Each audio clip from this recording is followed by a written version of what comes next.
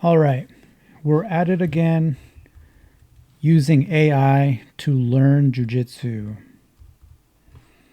So I'm using perplexity and I'm going to ask the 5 best leg lock BJJ moves for beginners. And by the way, I am a black belt, been a black belt for a year, been training for 8 to 9 years. I already know jujitsu, but I'm learning how to teach. And I do leg locks, and I think white belts should do leg locks. I did as a white belt. But in this series, we're using AI to supercharge learning. So these are the 5 best leg locks, and we're going to watch a video, hopefully for each one. So here we are. Top 5 leg locks for beginners.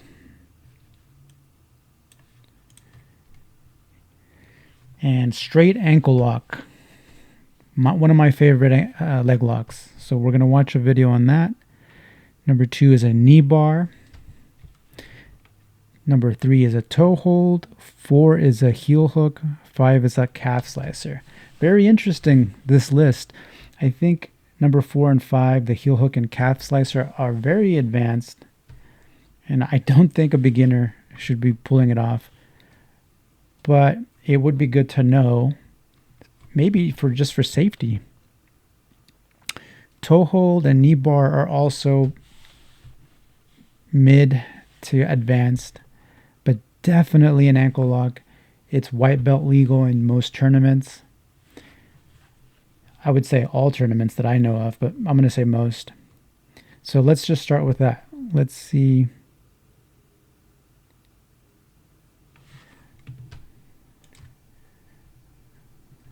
Find me a ankle lock video.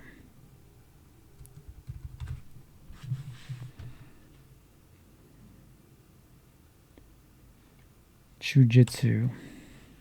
I got a question today from a young guy who is a white belt in jiu-jitsu, right? And he's got into jiu-jitsu and he's excited about it. He wants to get into competitions, and he's asking me, 1, do I think should white belts be working on leg locks, right? And then 2, should he be working on leg locks with the idea that he's going to compete because he knows he won't be able to use certain leg locks for a different period of time depending on the advanced levels of competition he gets into. So to answer your question, first off, yeah, I teach the white belts all learn leg locks here because I think it's important both for safety reasons, but also for reasons where, as they get up to higher levels of competition, I don't want to have a purple belt or brown belt learning how to use leg locks for the first time, right? It's a bad idea.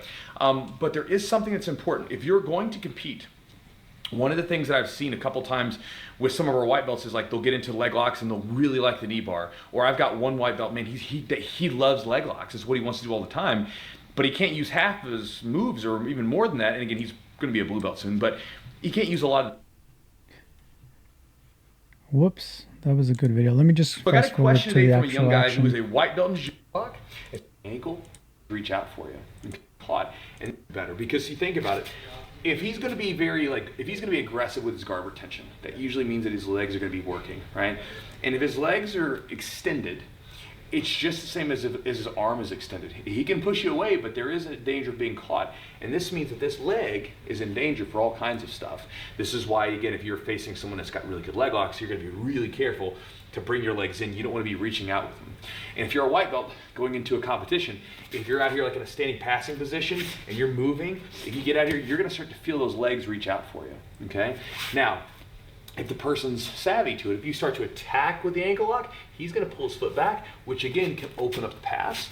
But if they don't, then this is a great option for you to get a leg lock. So again, super simple. We're going to take a step in, get a bite on the leg. Now, I don't like to go straight for the ankle, just because again, a lot of times it'll slip out. If this person knows what they're doing, he can easily slip his heel out of there. So again, stepping in here and then swimming this leg out, I'll start with a bite on the calf and it'll slide down. Now, right now, I'm far too high to finish the ankle lock, and so we have to make some small adjustments here. When I make my small adjustments, when I put my position in just a second, I'll use my secondary hand to lift, and then for me, for lack of a better term, I want to show my bicep to the crowd, okay? So if you've ever looked at bodybuilding, they'll do that side bicep pose where they flex. I want to get his toes tucked into my armpit. Again, if I'm doing an ankle lock, right? Come in real quick so we can take a look at this. So if I'm doing an ankle lock, I don't want to be up here, okay? If I look over my shoulder and I can see the person's little piggies, that means I'm too like high up. I'm going to be digging into his calf and his muscle there, which maybe, you know, that'll like get the tap because he's like sensitive there. But if we want a good ankle lock, we want to be down low because we are doing an ankle lock. So I want to have my force attacking the actual ankle joint, not up here. Again, a lot of times you'll see some nasty snaps from that, which isn't ideal. We want to get here. And then also too, when we get here, this like it puts the toes and smashes them down. It's a nasty position because you're getting in like this, everything's smashing down. So the toes get crushed up, the ankle's attacked really strong, okay? So again, if you have trouble with that, if you get a little bit too high, we take our secondary hand, reach back, get lower, and bang, right into position. Now, as far as finishing grips, if we got the gi, we can use that collar, right? Because again, what's gonna happen a lot of times, especially if you're in the gi, they're gonna sit up and start trying to grab you so you can't extend. So you can load up with one and you can break and get the other one. You got a figure four grip, or you've got your basic guillotine, okay? So that's the basic adjustment that we would use to finish. Now, let's look at that with that setup. So again, maybe you're trying to pass and this person's trying to reach out with the legs. We step in. So if I'm gonna attack this leg, I'm gonna step across, pinning in the hamstring, getting the bite on that calf, and then from there, pick it up, shoot into position. Now from here, I can make my adjustment, switch up and get lower. Now, again, if he comes up and grabs a hold of my collar, no problem. I can feed that hand, pin, and I can finish this, no problem, okay? I can also adjust, finish with a figure four or regular grip there. Now again, when we finish, we wanna make sure we pinch the knees tight, and we're gonna be turning, going face down and getting the full extension, because what that's gonna do is that's going to allow us to be able to extend full out and potentially get the break. Obviously the break is not what we're typically after. We're after getting the tap. Now, so yeah, grabbing the ankle, very important. But then notice he was also putting a lot of pressure on the hips to control the movement. Very key. And you can also butterfly the bottom of the leg to extend out. But love the video. Love how it covered all the key details. One of my favorite moves. Let's show another one. Let's do a knee bar.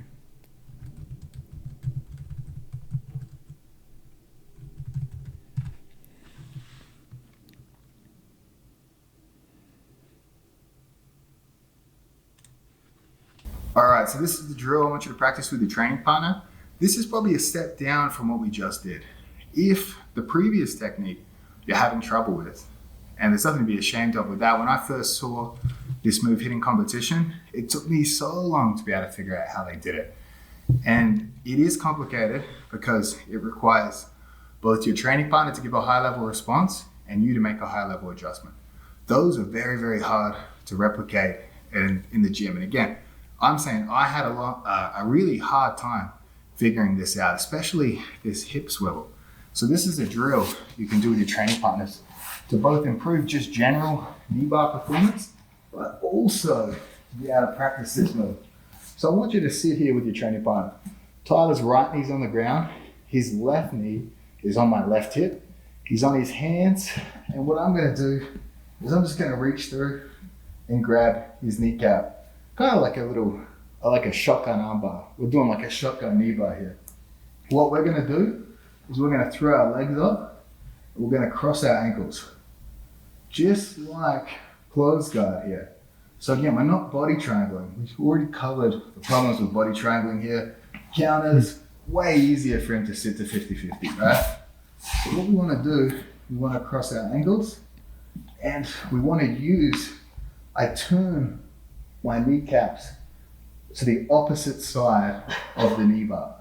So look, I'm creating, nothing's on the ground here except my back. I'm creating this pressure here. And you can see now Tyler tries to sit to 50. It actually breaks his own leg here. If I just hip in here, look how easy it is to sit to 50-50. Spend a bit of time doing this. It took me a long time to do it. So again, legs pinch, ankles crossed. I back heel a little, but it's mostly this movement. Let's find, those are very nice details for an advanced knee bar control. Alright guys, That's Professor nice and Gustavo easy. here. Today let's take a look at how to set up a basic knee bar, okay? I usually recommend this to be the first knee bar that you learn because it's very simple and straight to the point. We're going to take a look at how to finish, the finishing mechanics, and how to get into the position, okay? So let's start here. It's from the top half guard. This knee bar became famous when Dean Lister submitted Saulo Ribeiro, I guess it was 2003 at the ADCC. So let's first see how he set it up this, and then we're gonna do a little different options as well. Alright, so it comes from the top half guard. I'm gonna circle my arm on the inside here anytime that he's not crisscrossing his ankles, right? Otherwise I cannot even have my hand on the inside or at least separate his legs. Alright, so maybe the guy is playing his half guard with his foot on my hip, which I'm gonna just pummel and get my hand on the inside. It doesn't need to be all the way deep over my shoulder, right? If it's deep over my shoulder, I can go to over under passes and that type of stuff, but I can keep here over my bicep. Sometimes when the guy tries to play a half butterfly, if he steps the foot on the mat, hip escaping, I can always pummel here my arm on the inside and getting my leg. So the basic one is just swinging this leg around. That's how Dean Lister did. So I'm going to take a big step, passing my leg over. I'm going to land here into the knee bar position. Right? We're going to see later how to finish this, but I either crisscross my feet or or triangle my legs. Right? I'm going to see. I'm going to stop that one there because they covered it well enough. It also reminded me of the first time I ever got a knee bar. It was I was a white belt, I think, and I did it against a really big purple belt, and he got very mad. So be careful who you choose to put these submissions on, because you don't want to piss somebody off if you surprise them. Maybe if you let them know that you're going to do it. What's next? A heel hook. Let's find a heel hook video.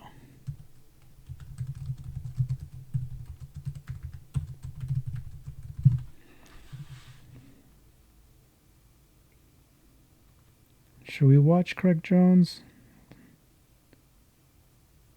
or Lachlan Giles?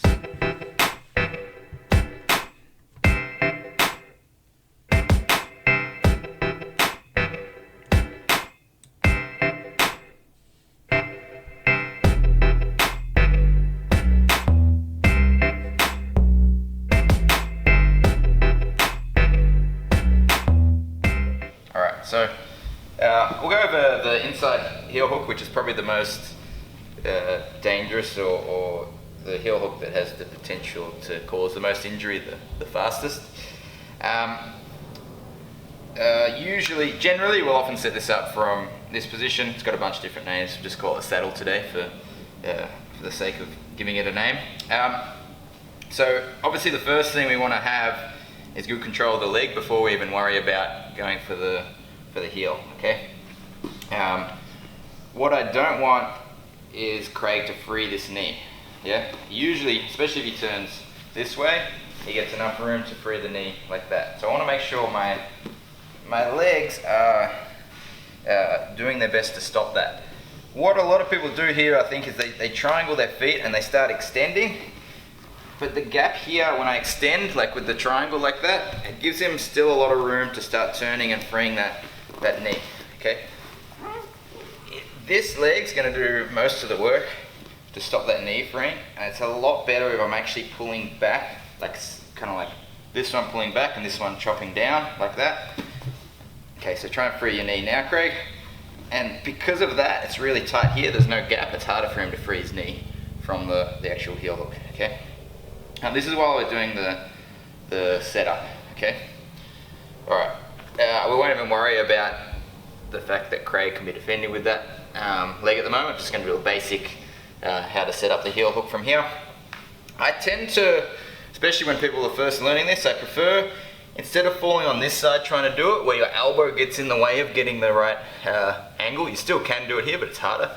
I prefer to get people to fall onto their left side, okay? Because now my arm's free to catch the heel and I can put it on reasonably slowly. When you go the other side, you actually have to put it on reasonably, or generally come on a lot quicker, okay?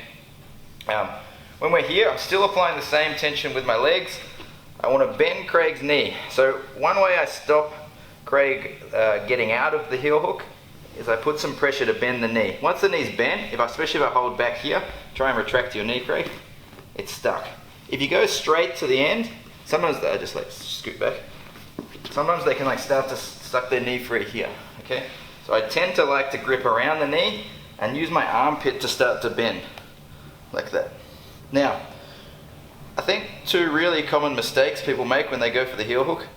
I don't want to look like right for my armpit to catch, and I don't want to get the heel right at my elbow. These are like the two biggest gaps which give a chance to slip, okay? I want to catch it a little closer to my tricep at first, so I want to sort of come over, and then I lock it into my armpit, but it's a little bit lower. It's not like right up here, it's a little bit lower, so I almost like pinch the heel between my tricep and my ribs here. Okay, you can see the angle I've got here. It's much harder for him to slip out than if it's fully at the armpit. Okay, so it's a little bit lower and I pinch. And secondly, I don't want the elbow here. It's the biggest gap to slip out. So we're gonna go pinch here, and I wanna get like my forearm catching the heel. Yeah, this is much harder for his foot to slip.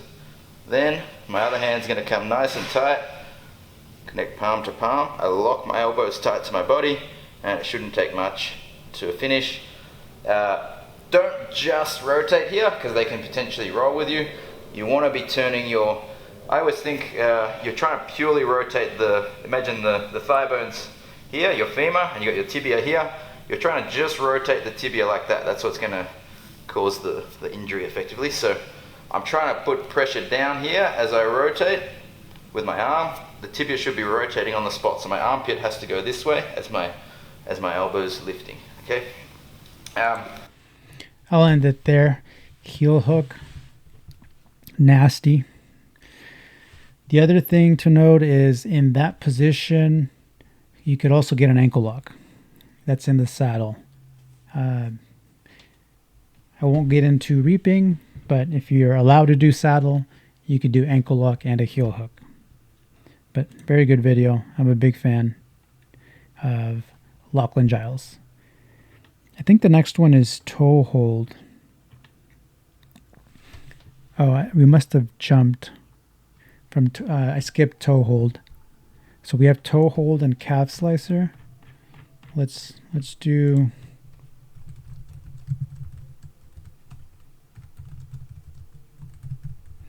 find me a toe hold.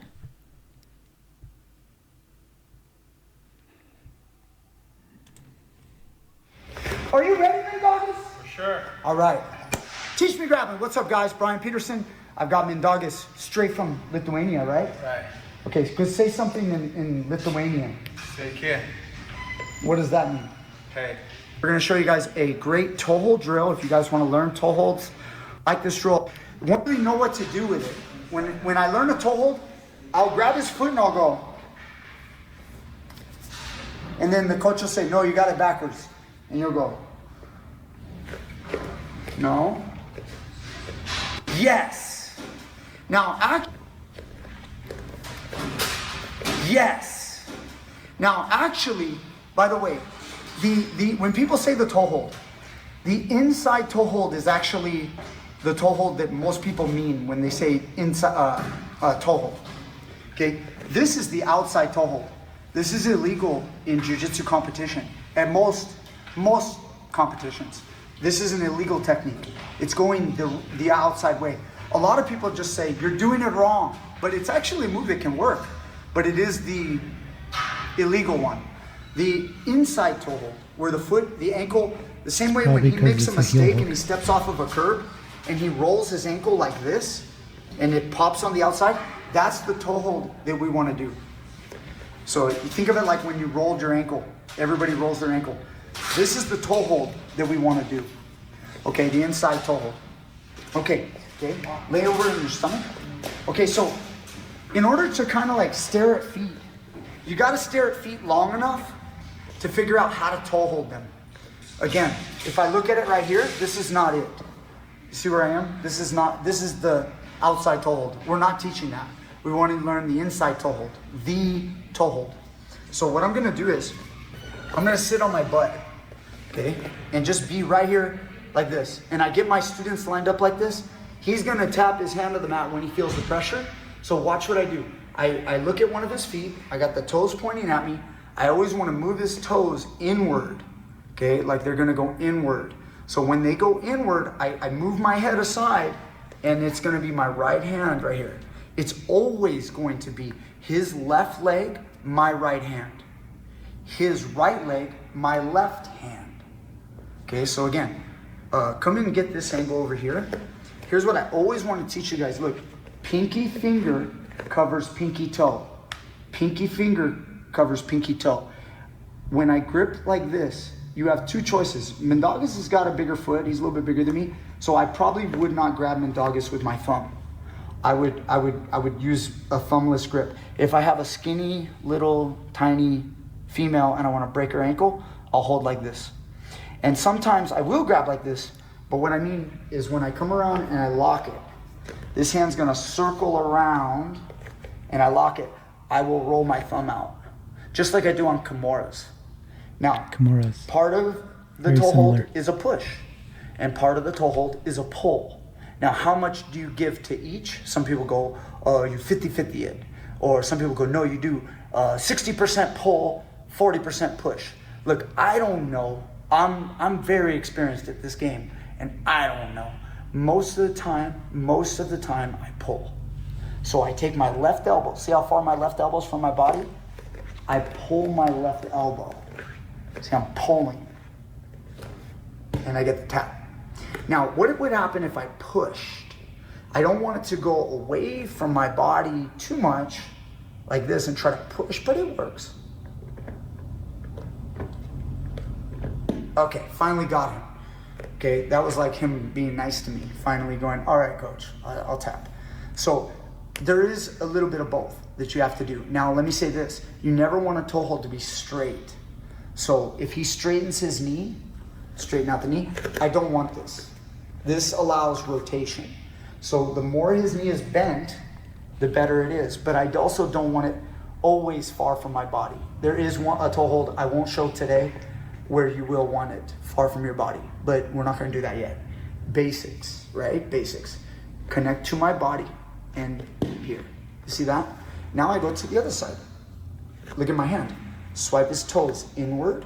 This is a very natural way for his leg to move. You wouldn't want, like, I'm not moving his knee. See, this is bad on the knees. See that? That's bad on the hip and the knee. We're going to move his leg inward where he feels comfortable with his legs like this. It's like a butterfly stretch, like widen your knees. Yeah, see, this feels comfortable to him. Now look, easy. Look, here, around, and I got the grip. Thumb or no thumb. Now, your palm, right here, this goes on the top of the instep. The fingers wrap around the bottom of his foot. They don't go very far, you can see, but that's where it goes. Like, I don't want my palm like this on the blade of his foot, like a side kick. I don't want it like this. This is not good. If you lock a toe hold like this, it's very weak. He will resist it, and I cannot, like, just kind of move your toes. Like, yeah, like that. I have no power like this, none. I want to bend his toes, pinky finger to pinky toe, and then now that I got it like this, I have a good solid position. It would also be not good if you had your fingers on the top of the instep. So like this, can you see? I also don't want this. This is also bad leverage. If you're like this and he resists me, he's too strong. See that? It's very important to be exact. Your hand goes on the top, your fingers wrap the bottom, and you squeeze. Don't forget to squeeze your grip. Part of a toe hold is how strong your grip strength is. Grip. So he can feel this, right, Mendagas? Like if I'm like just, if I grip it but I don't squeeze, feel. All right, that should be plenty. So toe holds are, they're interesting. They're not so common. I know I've I put on quite a few, but the two that I remember were nasty. They wouldn't tap, and somehow it just hit them right, and it makes a very disgusting sound. But luckily, they were just minor sprains. And it really depends on the person how easily sprainable their ankles are. But you definitely want to be aware of them. It's just like a Kimura on the ankle.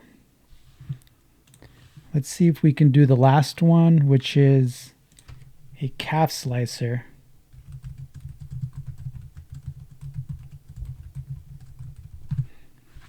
I like calf slicers. You have to be very good at pummeling. Let me see. All right, guys, so let's take a look at a cool little calf slicer from the lockdown position. I hit this a few times, and you know, over here. Over here. Over here. Stop. All right, so from here, all right, partners on top, we get our lockdown position. Now, from here, what I'm gonna look to do is turn myself or give her the opportunity to, you know, like, not really give her much opportunity because she's not able to switch her hips. I'm turning myself here. All right, I want to start sitting up in this position if I could. Now, what you could do to make that a little easier is pull our partner up by bringing our knees up. All right, once I do so, I bring my hand through. When my hand comes through, I could literally take the lockdown and figure 4 my feet. Okay? Reach up and get that calf slicer, sorry. Okay? Now, pretty cool. Understanding that the push and pull with the lockdown is everything. You're pushing with your feet, you're pulling with your knees. Okay? And that makes everything that much easier to do. You can't just pull with your hands. Okay? So from here, it's a push. Get her above your head. Once you do that, now you have the opportunity to come down and come here. I like to reach over first with this hand. Okay? This is the easiest catch. You can actually finish right from here. When you go for the calf slicer, try to turn your shin, okay? Yes. Try to turn your shin into the calf. And you're pulling over the blade of your shin. You gotta be very, very careful. This is a very hard instructional for her. That's a calf slicer. That's from Half Guard. I usually don't get them from there, but I'm going to try it because that looked really cool. And you're basically putting your ankle shin bone into their muscle and then stretching it out the joint so it feels like you're putting a bone into their muscle. And it also stresses the knee. Okay, so I think that's going to do it for us. Let's just review the list. And remember, these are the 5 best leg locks in jiu-jitsu or grappling for beginners. And that was the straight ankle lock, which is my favorite. Everyone should know it. Knee bar is a sneaky little opportunistic type move. The toe hold, more advanced, but good to know. It's like a Kimura on the ankle or figure 4 on the ankle. Heel hook, which is not actually an attack on the heel, but on the knee. And then the calf slicer, which is like a muscle attack, a hamstring attack, or it could also be attacking the knee. Hope you found this useful. I'm not sure what the next video will be, but it might cover something from top, arm attacks, maybe takedowns, or escapes. I'm not quite sure. Let me know in the comments what video you think would be cool to follow up this one with. Cheers.